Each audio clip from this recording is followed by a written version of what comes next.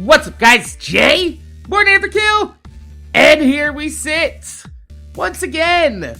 Another Sunday in the bag. 1 week's end is another beginning, but no matter how fast the current travels, we just keep on rolling down the river.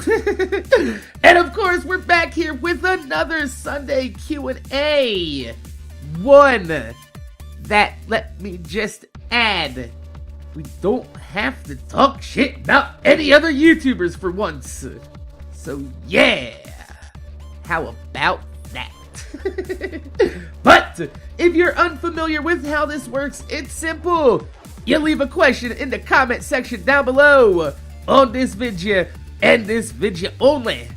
Not hunting all over this happy creation for your damn questions, motherfucker. Make things simple. Ask it in the comment section down below, and next week I'll pick a few out and we'll touch base just a little bit in an effort to get to know each other a bit more, because if you know where someone's been, you have an easier chance of understanding where they're headed. But how about we get into this week's first question, coming from Pleased Taco. That's another name for a satisfied vagina. But he wants to know if there was anything that happened during my time on the YouTubes that severely boosted my channel's popularity, whether it be from a viral video, shoutouts, or whatever have you. Man, all right. When I tell this story, some people kind of get butthurt because there's so many people out there on YouTube. I talked about this over the last few weeks. There's so many people that are doing such great things on their channels, and they're not being recognized for it, and they continue to grind and make content day in and day out, and it's just not happening for them. And I feel you, man. I feel that. I really do. But my first video ever on my channel was the shittiest 3 frame per second 360p walkthrough of my Minecraft recreation of the estate house from Modern Warfare 2. And it got 14,000 views in my first week. My first video ever! This was back in like 2010, before Minecraft ever got as big as it was. So I kind of got lucky on the aspect that my channel kind of took off on the ground running from day one. And then you have, my Fortress Craft days.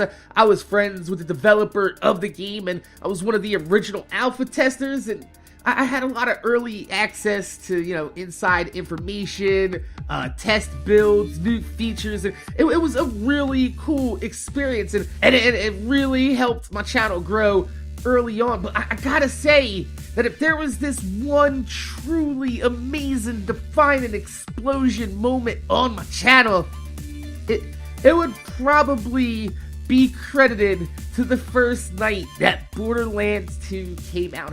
I was sick as fuck. Like, I don't get sick often, but when I get sick, oh man, I get man flu, alright? I am dying, alright? Oh, soup, I need soup, baby, I can't move.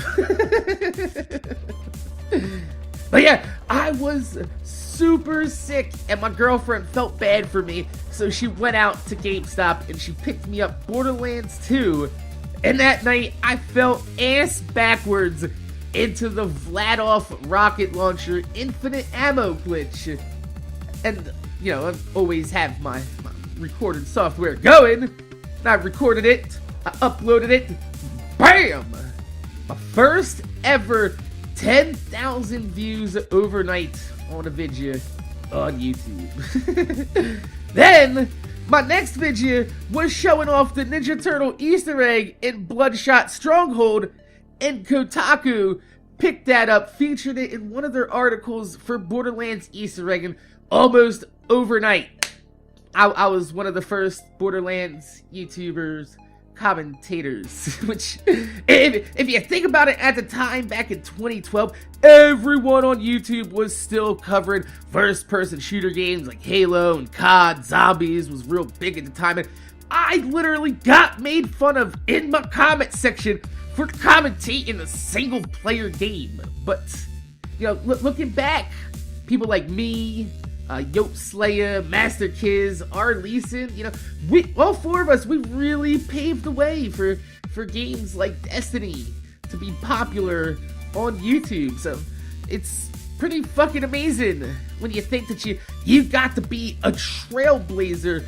in a new media age. But yeah, looking back, probably Kotaku running my Easter egg vision, going from 5,000 subscribers to 12,000 subscribers in about a week or two was probably one of the most amazing feelings ever as a YouTuber.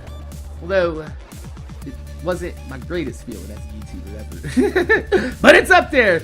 It's up there for sure. So how about we move on to the next question from Justin Galarza, who wants to know if I ever thought about doing a fan meetup. Yes, that was actually my hand palming my face. I literally face palmed at your question. This guy. This motherfucker asks on a channel that's never shown his face in a video if I ever plan on doing a fan meetup. See this? I got this foot right here, right? This foot happens to be attached to my ankle, which coincidentally is about 3 seconds from being buried in your ass. Nah, seriously though, man, fuck that. I think that would probably be the most awkward thing a person could do, is to walk into a room where everyone knows every single detail of your life. And I know absolutely nothing about the people that know all this about me. I mean, throw away all my chemical imbalances, a social anxiety disorder, bipolar, take it all, roll it up into a ball, and just throw it the fuck away, right? Even a normal person would be overwhelmed in that situation. And I think that's kind of what makes my channel unique, is that you know pretty much everything about my life. I shared it all, the good, the bad, the ugly, except my person, you know? So I feel like it would be a situation that I don't think I'm capable of handling or even ready to try to handle. I mean, I barely like to talk to people I don't know anyway in the first place, regardless whether or not they know that I'm MorninAfterKill or not. I just don't like talking to people. So when I'm out at the store and someone tries to talk to me in line, I just stand there silently and I stare past their head. I don't make small talk with cashiers. I'm not interested in hearing your thoughts on the shit that I'm buying come across the conveyor at the register. Ring my shit up, motherfucker! I don't care what you think about the weather. I certainly don't want to have to ask you 3 times what you said and then have to explain that I'm half deaf, I can't hear you, and then you get the inexplicable, "Oh, so how did you lose your hearing?" Well, I was born. Just wasn't born with all my hearing. I didn't gain as much hearing as everyone else. It's just an annoying and absolutely dreadful conversation, because then people, they think they have to talk slower for me to understand them. Bitch! I'm half dead! I'm not fucking retarded! So when you take all of that, right, and you toss it on top of the fact that I have chemical imbalances that cause social anxiety and fast-changing mood swings thanks to bipolar disorder, it's just not something that I'm very interested in even trying. Maybe one day At this point, no. That brings us to Mr. Dante Martin, who wants to know if I believe that there's a life after death, and if so, why? Do I believe in life after death? I mean, man. Alright, damn it. I feel like people believe that life after death exists because people are scared to die. The thought of not thinking anymore, not seeing anymore, the thought of not existing really scares the living shit out of people. And it's this fear of death that pretty much motivates everything we do as humans in life to give ourselves meaning. Because if there's no life after death, then does that mean that life is meaningless? And if so, how is it that something that feels so special, so unique like life, be special and unique if it's meaningless? It's the age-old existential crisis of the human mind. It's a byproduct of being self-aware of your own existence and eventually your own non-existence. However, I believe that since the universe is ever expanding in time is relative to your own reality of understanding, right?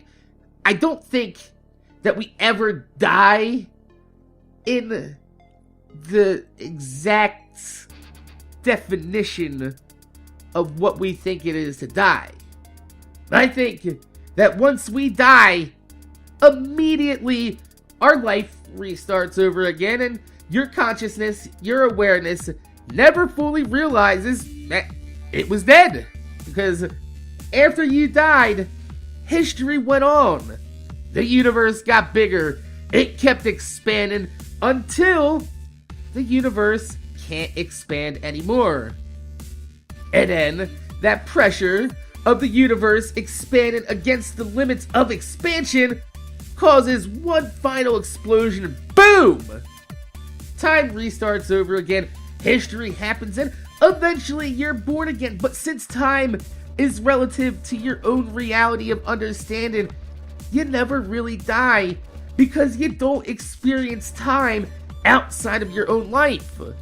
So time goes by so fast when you're dead that it seems immediately to fast forward right back to you being born. I could go on my entire theory of how the universe and life works in super detail in a video for you guys one day, but that's kind of the gist of my interpretation of life and death, is that once you die, history continues on. But since you don't have any recollection or any understanding of that time because you're not existing in that reality, it immediately fast forwards back to you being born, because I believe that time is cyclical. I believe that it has a beginning, it has an end, but it keeps going on and on and on and on. It's kind of like a self-replicating cell of the universe. But finally, that brings us to Matthew Thomas, who wants to know how I feel about tablets replacing notebooks and textbooks in school. Alright. I feel like trees everywhere are rejoicing that a lot less paper will be used in the future. That's for goddamn sure. But somehow I don't think that that's the answer you're looking for. I think you're just kind of looking for me to touch base on how I feel technology in schools is changing the learning process that I was taught as a child. And you know what? I will tell you the same damn thing I told my son just yesterday. We were just talking about this shit yesterday. Listen, you little fuck. You carry a smartphone. You are the first generation to grow up using these in school for your education. You have the entire knowledge of mankind up to this point in your hand. How about you fucking act like it sometimes? Like, seriously. With the technology that you kids have at your fingertips, just to swipe on through, browse through, casually looking at the collective works of mankind in the palm of your hand. Y'all motherfuckers should be the smartest generation in American history, but you're not. Y'all motherfuckers spend your time using this technology in school to do jack fucking shit with it. You know what? It's not your fault. The problem is that you kids haven't realized how lucky you are to have this information available because your teachers didn't get to grow up with these advantages. What? Alright. For the rest of human history, humans will always have some sort of device with them with all this information on it. Yet, we act like it's such a bad thing if a kid pulls up some information on the internet during class to help him understand what the teacher is talking about. It's viewed as cheating. But why? Why is it viewed as cheating? Like, when I was a kid, growing up, using a calculator was considered cheating. The teachers were like, oh, but you're not gonna have a calculator on you all the time, are you? Bullshit! We have a calculator inside of our phone that has the collective works of mankind on it. These kids will forever have the internet to reference in their adult lives to help them with their jobs. Why not teach them how to utilize their phones as learning instruments instead of viewing them as social cheat boxes? View them as what they can be, learning and instructive aids. Because I gotta tell you right now, there are times when I'm working on a car and I can't figure out how to get something off. I'll just hit up the internet, boom, pictorial and visual tutorial guides on exactly what I needed to know. I learned what I needed to learn, and I got the job done. However, teachers view this as cheating because they didn't have this technology available when they were kids, so they don't view it as a true education because they didn't grow up with it. Alright? However, the generation now that's growing up with it, when they become teachers, they're gonna be able to teach kids how to use these instruments for what they are, for learning and instruction, and how to find the information that you need. I view it as learning. I don't see it as cheating. I hope that answers your question. Oh, what you have to do about how I feel about, notebooks and tablets and, being in school with the new technology. But I feel like that they should be embraced and utilized. If a kid doesn't know something on a test and he wants to pull up a phone and pull up a formula from fucking Google that'll help him figure out that goddamn equation, why not? It's not like it's not ever gonna be there for him ever in his life to reference. It's gonna be there. The internet is there. It's not going anywhere. Stop ignoring it as an instructional aid, because all these kids know is that the internet is for fun. These teachers aren't teaching them that the internet can actually be for, informative person and, not just for vaginas and cats, which coincidentally are both pussy. So, my name is Jay. MorninAfterKill. I want to thank you guys for watching. Make sure you guys really comment, subscribe. If you can leave a thumbs up on the video, I'd highly appreciate it because it gives me motivation to make more videos for you motherfuckers that watch my motherfucking videos. Don't forget to leave a question in the comment section down below. This is a subscriber-oriented and driven series. Without your questions, I have no answers, which means there's no more Sunday Q&A. That would make me a sad panda. So, my name's Jay. MorninAfterKill. Thanks for watching, and I'm gonna see you guys later.